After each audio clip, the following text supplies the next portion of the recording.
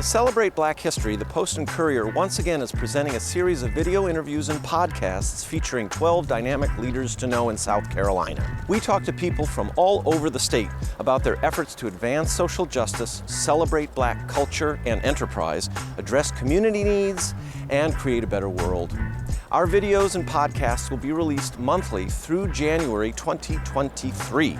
To watch or to listen, and to read feature stories about major civil rights milestones, South Carolina's pantheon of social justice warriors, and more, go to postandcourier.com/Black History.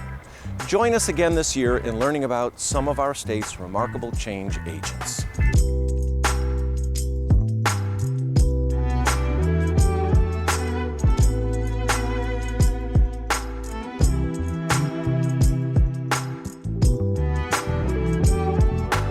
Hello, my name is Rickey Dennis. I'm a reporter here at the Post and Courier newspaper. I cover the city of North Charleston as well as the faith community, but I am especially happy and proud to be participating in this year's series highlighting 12 African American leaders here in the state of South Carolina.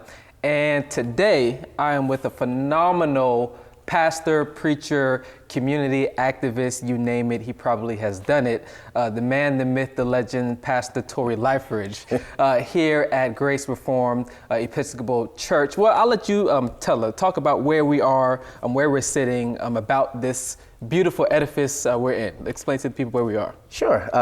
So we're at Grace Reformed Episcopal Church here in Moncks Corner, South Carolina. We're sitting in our beautiful sanctuary, and where we try to be a progressive community of disciples who actually take the gospel serious and try our best to live it in the world. Yeah, we were just talking before the camera started, all of the changes that you all have made since your arrival here, and clearing out the pulpit to kind of give it a more contemporary look, and the addition of some instruments here. So you all have been stretching, well, you've been stretching the folks pretty widely to try to get people in this new era of worship and so on and so forth. How's that been going over the past couple of years? Well, it's been a blessing, man. We this is year 7 in August, and we've been blessed to see, and honestly, it's been, coming in and getting a feel for what the people discern is how we should move and how we should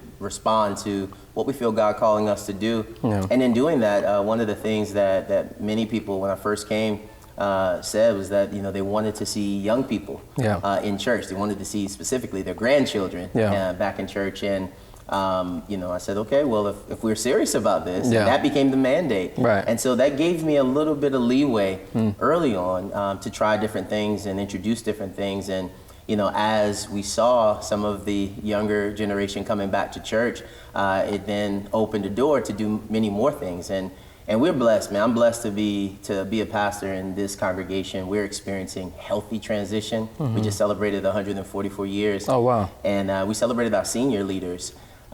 Because they've been passing the torch, and that's been a blessing, because our young leaders are standing up and stepping up, and it's giving them a chance to trust that we're doing something good. Yeah, so we're going to get into all of that. We're going to get into all your ministry, your work in the community, and all of that. But before we get there, I want to start at the beginning.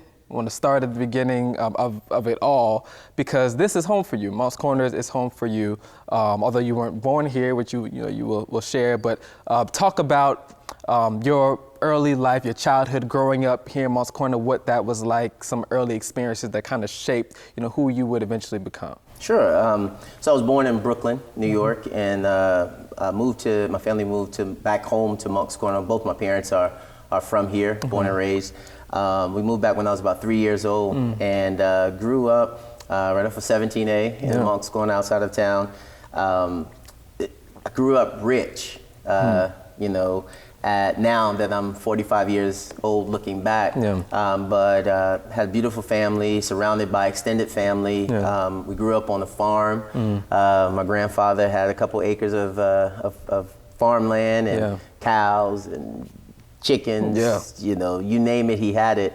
And And so he would slaughter a couple hogs and a cow and share with every family. Yeah. So we had steak in the freezer and, wow. But I couldn't, my parents couldn't afford to buy Nikes. Yeah. And so I thought I grew up poor. Yeah. But now looking back, it was truly a rich upbringing. And, went to school and was able to play sports. We experienced great success at Berkeley High School when we won the state championship in 1994. But the experiences that really shaped me was seeing my parents do whatever they had to do to care for us. Yeah. And that's why I do everything I can to care for them at this point in life. My father, he worked, he was diligent, hardworking man. And one of the experiences that really stayed with me and kind of shaped why I do some of the work that I do. And I'll never forget that he was working as a welder, and was told that his services were no longer needed, and found out that it was a supervisor who needed to make room for, I believe it was like a nephew or something like that. Yeah. And then my father went from there to walking to school. I was at Whitesville Elementary School at the time and was a custodian. My mother rode the bus. She had a master's in education from the University of Massachusetts Amherst, but she couldn't get a job as a teacher at Whitesville Elementary during that time. Yeah. So that was a sign of the times at that time. Yeah. I wasn't fully aware, obviously, as a kid, but there are certain things that happen that stick with you, and that as you get older and experience more of life, you begin to see things starting to make sense. Yeah. But through it all, my parents they've always had, tremendous faith in God and belief in that everything would always work out. Yeah. And that's what they instilled in us as children. Hi, hon, it's me. I hope you and the kids are all good. I'm here in Greenville, South Carolina with the girls, and we have to come back here as a family. This place is so amazing. Today we went on a beautiful hike because Greenville is right near the Blue Ridge foothills, and the weather was perfect. I mean, they have restaurant after restaurant. The kids are gonna love it here. Lots of parks, and they even have a minor league baseball team that plays in a mini Fenway Park. I know, you're packing your bags already. All right, need to get you guys here. Love you. I think one of the things that is interesting and worth saying is that, and I've talked about this too when we talk about today, and there are a lot of conversations about race and race relations and racism and all of that. When we talk about that locally, a lot of the attention is always on Charleston and Charleston's history and Charleston's past, and it being, one of the primary areas where slaves were transported, and on and on and on. And then the Emmanuel Massacre happens, and those conversations are revisited. But, it seems like smaller communities like, Moncks Corner and others that are, outside of Charleston, that conversation isn't always as prominent maybe in local towns and smaller communities, for whatever reason. But the point you bring up is that, whether it was, race, I mean, someone, you could debate that, but surely there was some nepotism there, and surely that still kind of, lingers somewhat today. I mean, would you make that kind of connection as well, or how would you say? Absolutely. I think we have to have nuanced conversations, and that's been the difficulty because everybody's polarized and everybody feeds off of sound bites or video clips. Yeah. But it has to be a full and in-depth conversation because growing up on 17A, right now, I serve with some other co-pastors in the community that I grew up with, who happen to be white, right? Yeah. And here we are, my house was a bus stop, and my mom would make a big pot of oatmeal or a big pot of grits, and kids that would come and catch the bus, and she didn't care what color you were. Yeah. Everybody was welcome, everybody ate. We had stomachs full before we went, and that was fine. And as kids, you grow up in that environment, not knowing the full scope of everything that's happening in the larger context of the community, right? Yeah. And so it's not until you get older that you have to work through some of those complexities, that you go to school with people and you play sports with people and you have fun, you hang out, you go to parties with people, and you're not thinking about race but then it still is at play. Yeah. And then you get older, and for me, you come back and you see where it's race, but it's also power. Yeah. And the two are so intertwined in such a very unique way that it gets lost when we try to generically talk about, racism. Yeah. Or you hear people say, you talk about systemic racism. Well, one camp, it's not an issue. Get over it.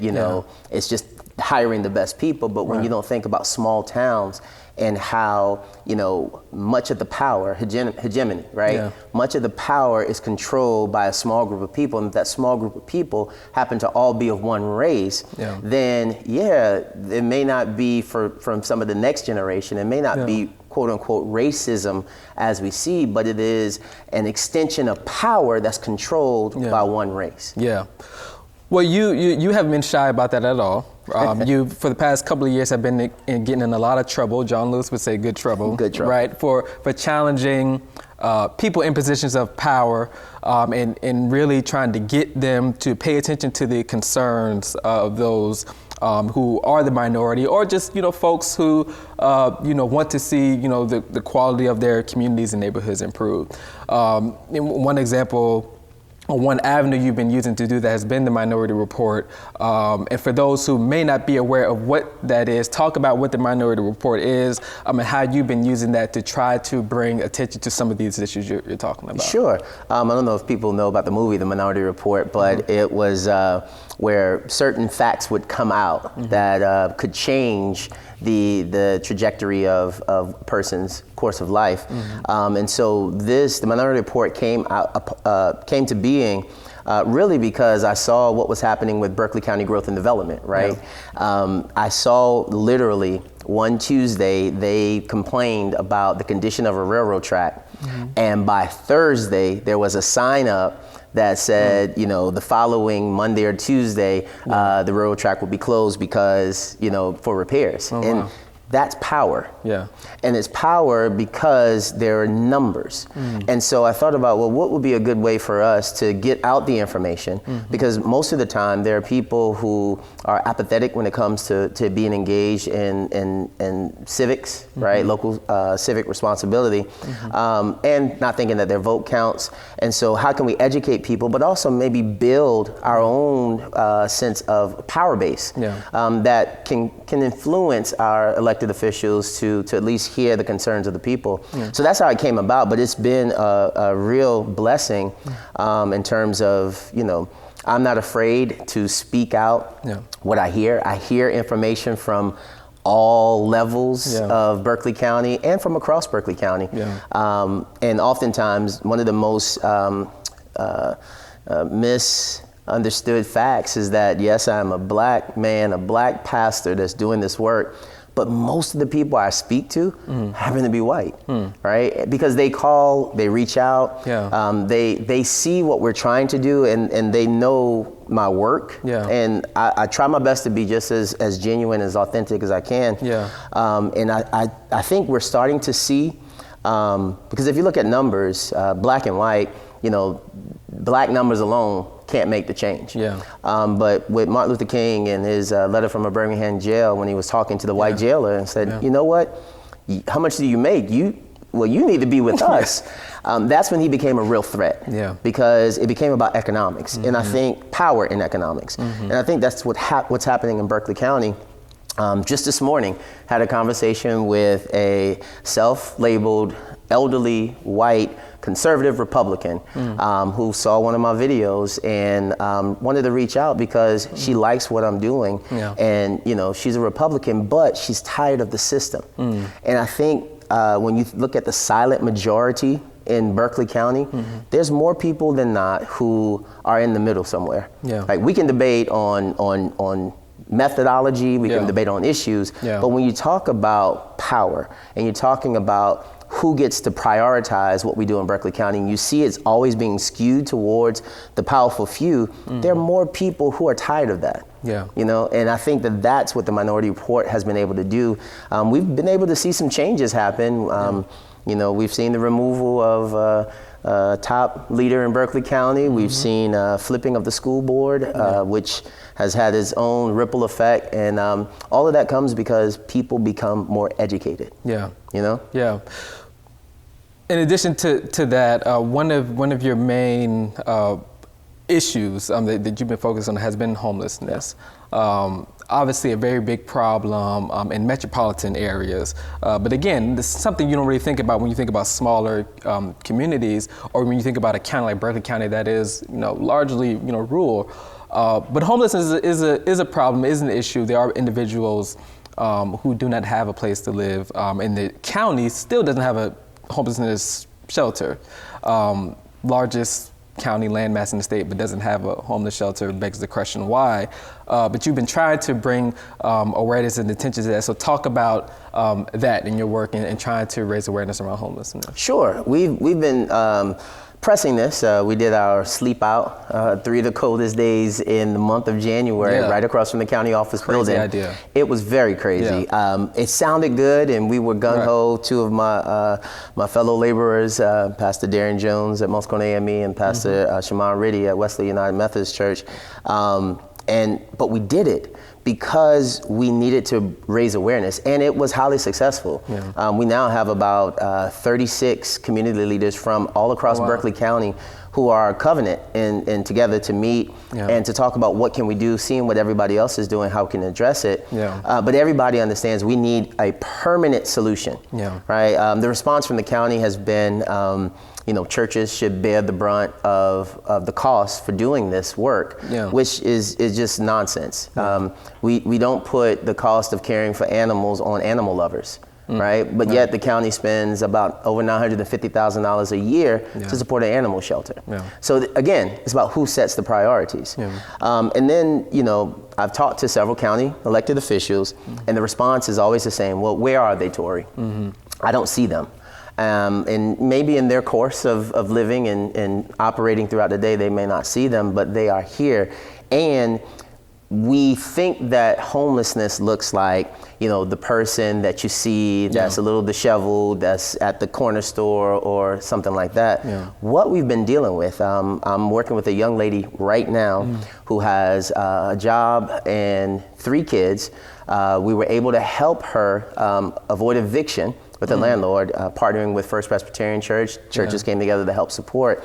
However, her landlord is still looking to evict her, right? Even though she's made good on her rent. Yeah. So we're trying to help work with her because she can pay the rent. Yeah. She has paid the rent. There was a situation at her job out of her control that caused her to miss a little, right? Yeah. But she's been working to get that together. Right. That's somebody who wants to work. She's not lazy. Right. Who's going to be experiencing homelessness. Right. The night the Berkeley County Council chose to deny a 3rd round of funding to help with rental assistance, it wasn't going to cost the county anything. Right. Right. And to hear a county supervisor and a sitting county councilman say that, it's time for people to get off their butts, getting the handout, all of the talking points, that's just ignorant. Yeah. There was a young lady there who, now the first young lady I was talking about, black. Yeah. This young lady, white. Yeah. Doesn't matter. This is not about race or color. This is about people who work. She works. Yeah. She can't afford, where she's living. Yeah. And there's no place else for her to afford. She has to now go to Orangeburg, which is the closest place where she can find an affordable apartment and commute back to Somerville for work. Now, with the gas prices, you tell me how long that's going to be sustainable. That's insane. Right? So the measure, the landscape of homelessness is so broad, right? But we're not, because we don't want to prioritize it, we're not even allowing ourselves to understand what homelessness looks like here in Berkeley County. Yeah. And so that's why we're still advocating. There are funds that come to the county. There's ways that the county can afford it and even help afford to do that, especially in partnering with nonprofits. We know how to stretch a dollar. Right.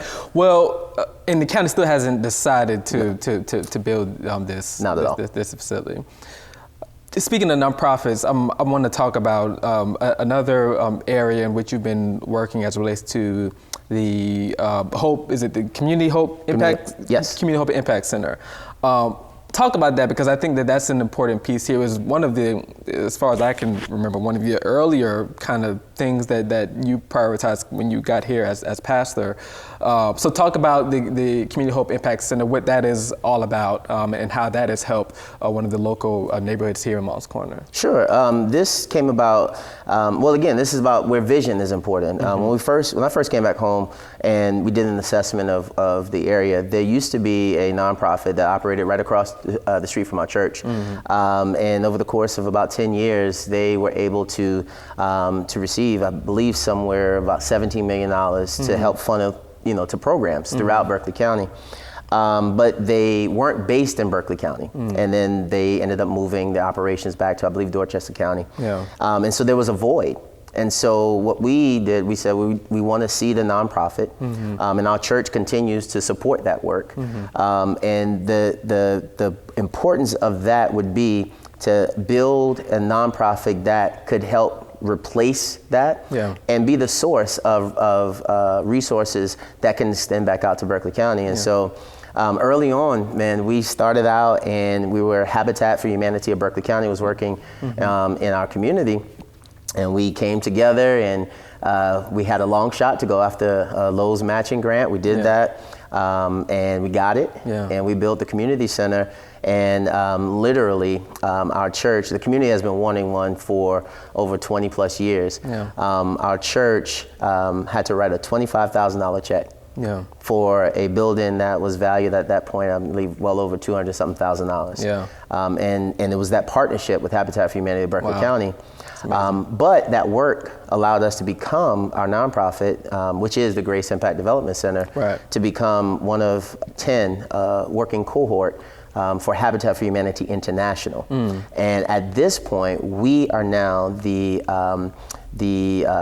driving partner for that relationship with Habitat for Humanity International. To the extent that recently Habitat International had a conference in Atlanta, and we were the only non-affiliate that was a part of the conference. So with that partnership and relationship, we get grants from Robert Wood Johnson, General Motors, Wells Fargo, to help further the work in the community. And our vision with that now, we're able to help some of our other communities throughout rural Berkeley County, especially, get started in some initiatives that they're doing. Well, this is all like good stuff, right? The work you're doing is good. I think I can say that. And I don't think there's anything wrong in saying it's good work. What has been, because you would think that the response from the community or the town would be receptive to that. And not something tells me, because we've had conversations, that hasn't always been the case. So, what has been the reception of people, the community in the town to, the work that the church has been doing, to your work, to being, very specific about, issues of race and unfairness and those sort of things. What has been the reception from folks in Moncks Corner to you coming back home and stirring up the pot? Well, it's been varied, to be honest. And across the board. Initially coming back, doing this work in this community, I think my personality is, I'm very humble. I only want to do the work, but when people don't really know you, you can come back home and still be a stranger. And that's a lesson I had to learn early on. Because even people in our own community looked at what we were doing, and maybe because I didn't go and ask permission or, do some of that early groundwork, it rubs some people the wrong way, but in time, you've seen them come around, because I've been able to earn the trust that I literally am trying to do whatever we can to help serve and empower our community. And so that's one aspect. The other aspect, when I first came back, it's interesting. Won a championship at Berkeley High School, went to Duke University. And you're in the Hall of Fame. In the Hall of Fame. In the Hall of Fame, yes. Berkeley High School with 2019, 2020? I believe, I can't remember. One of those years. Yeah, you were inducted in the Hall of Fame. Yeah, that needs to be that's stated. been beautiful, man, and it's been I was well received, and it wasn't until I started speaking out that I started hearing people say that, what's up with Tory? You know what I mean? I went from being embraced and accepted to now being, a problem. And I'm okay with that. And so to get back to your original question, you know, the reception from town, county, you know, it's workable. Yeah. You know what I mean? And I think when you do certain things, there has to be that embrace when we're doing good work in the community. That's for the benefit of all. Yeah. But it could be so much more. Yeah. You know what I mean? And there's not that full embrace of what we're trying to do in terms of helping communities. And that's been an uphill battle. Homelessness. Yeah. You know, that issue. It should be easy. To me, this is an easy win for the county.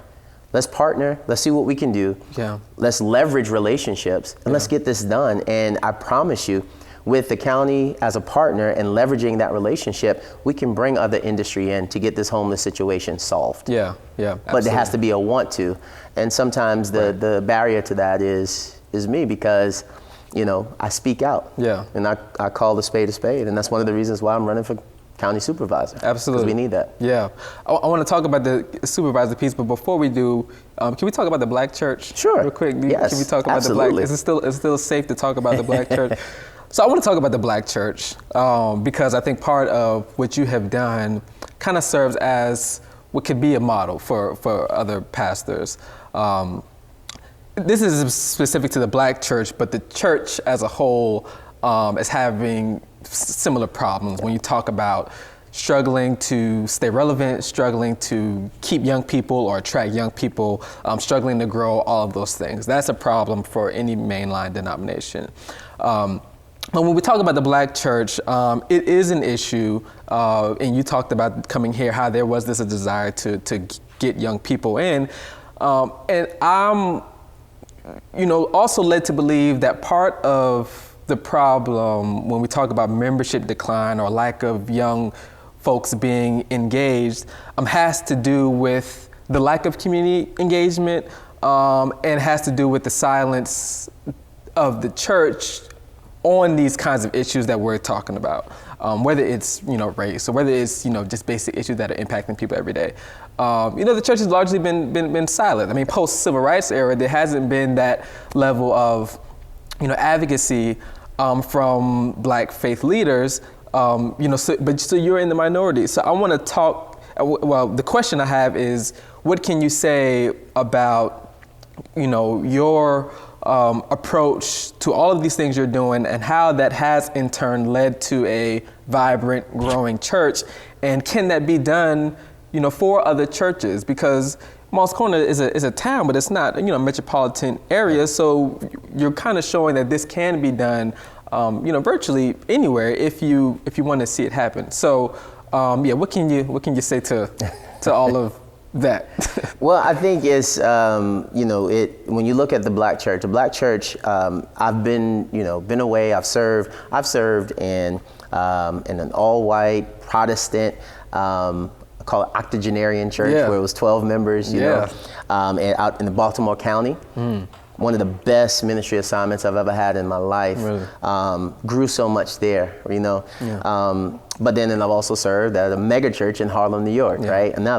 One of the best times in ministry. And what I've been blessed to be able to bring back is, I think there has to be an authentic approach to ministry.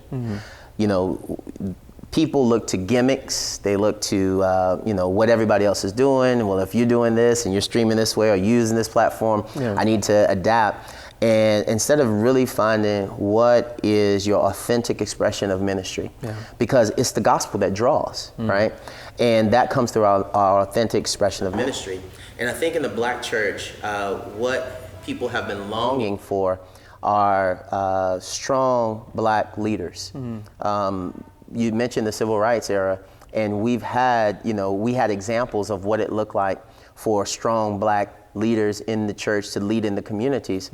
Well, you're dealing with a younger generation that's more educated, has more access, but they've never had their moment. You know what I mean? And so as you think about their maturation process, you know, coming into the late 20s and early 30s, they're seeing the success. They've gone to college or they have a trade and they're buying their home and they're having children. then it's like, okay, what do I need to do? Yeah. I want my kids, I want to provide the similar structure that I may have had growing up. Yeah. And you look for places, and many people, they need a vibrant expression of what it means to be alive in ministry, and many of our older churches don't provide that, right? And what we have seen is, and I've shared with our membership early on, we had to have a commitment to who it is we believe God called us to be. And we had to do that when the younger generation wasn't here. Yeah. Because we have to be authentic in our expression of ministry. And in doing that, we were able to form the partnership with Habitat Berkeley County, to do the work with the community center, to invest. We've invested in our community. Yeah. And as we've done that, and we've done things with our young folks, you work with the kids, parents get excited, and people come and they see that we actually are trying to do something, that younger generation, that's what sparks them, And it's been that, and then it's been word of mouth, and it's been, a family coming and they get involved, they get excited, inspired, and they're telling others, and it's like, man, you have to come and visit, and you get involved, and you have a place where you can use your gifts. We don't encourage people to come and sit, if you need that for a season, then by all means, but if you have gifts, we want to see you get involved at your level. Yeah. And if it's not here, help us bring it here. Yeah. You know what I mean? Yeah. And I think that by doing those things, it has helped this church to be reinvigorated and revitalized in a way that shows that we're alive, and that begins to draw and attract more. Yeah. So there's still hope. Oh, absolutely. There's still hope. Yeah. But to your point, I truly believe it starts with authentic, genuine engagement, and engagement beyond the four walls of the church. Yeah. Because that's the only way you're going to show that ministry is just not about self-preservation and a building. Yeah. It is about the gospel. It's about the community, and that's what especially these younger generations, that's what they care about. Yeah. Well, you've done so much already in the community, but in a sense, you're kind of just getting started, and you really never finished, because now you have something that's on the horizon, as you referred to earlier. You're running for county supervisor of Berkeley County against the current county supervisor, who is Johnny Cribb, right. So talk about that. Talk about why you're running, why you won't have this crazy idea of even wanting to get into politics at all. What you may even say to those who say pastors have no business, getting into politics, because that's a thing that I've heard too for some reason. But yeah, why are you running, and what's your plan? So the why is, the easiest way to say it is, I truly feel that this is part of my call, right? In Berkeley County, we're experiencing a critical time, and we have this network, whether you call it the good old boy system, that permeates so many aspects of our county, different departments, leadership, and we have a large part of our community that's left out and feels voiceless, right? And I'm not just talking about Black community, I'm talking about communities in general. Like I said earlier, most of the people I have conversations with, happen to be non-Black, right? Because everybody can see it. You have employees who have been wronged. Matter of fact, I had a conversation just this past weekend with a former white employer of Berkeley County who, found out that their replacement was someone who had no experience for the field, but happens to be a friend of, the person who was in charge. That is what happens in Berkeley County over and over, and it happens at critical and key positions. So part of why I'm running is I believe Berkeley County needs a reset. We need to actually have, someone who's not afraid to stand up to our council and to stand up for the people. To share it with the people, to be transparent with the people, to invite the people back into the process of how do we set priorities for the county. So that's why I'm running. How we can do this is an uphill battle, and but I would not have engaged in this campaign if I did not believe that it was possible. 4 years ago, I campaigned to help get our current county supervisor in office because we needed to show the previous supervisor that our voters, the people, still have a voice. And unfortunately, we haven't seen this current supervisor stand up to the powers that exist, right, within county council. And we need someone who has a backbone, who's willing to stand up, and I am that person. I've demonstrated doing it in the years past. It's not the easiest of things because I like people, and you know, as a human being, you want people to like you, you know? For sure. But in this prophetic role, you talk about people thinking that pastors have no place in politics. We miss the point that everything in the religious sphere of Jesus's time, the temple was politics. Yeah. You know what I mean? And so when you look at Jesus engage with the religious leaders, that was a political act. Yeah. And so we have, you know, when we talk about, especially standing in the prophetic role of African-American preachers of the civil rights. Absolutely. Fred Shuttlesworth is my hero. Yeah.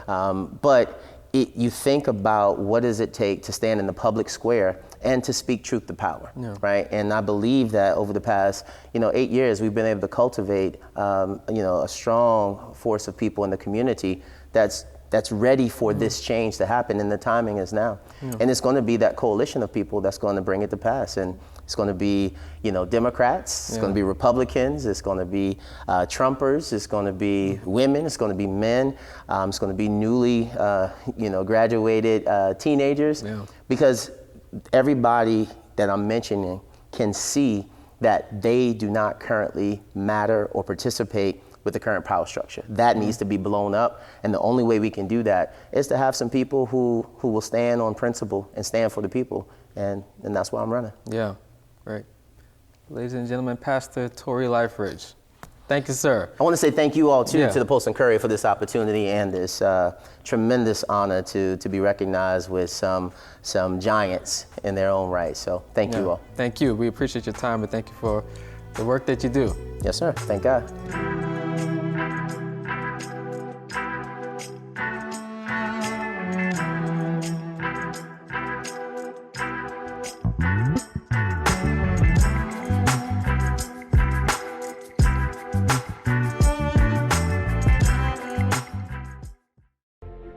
In today's society, where essentially everybody with a Twitter handle can be a so-called journalist, it's very hard to distinguish what is true and what is not.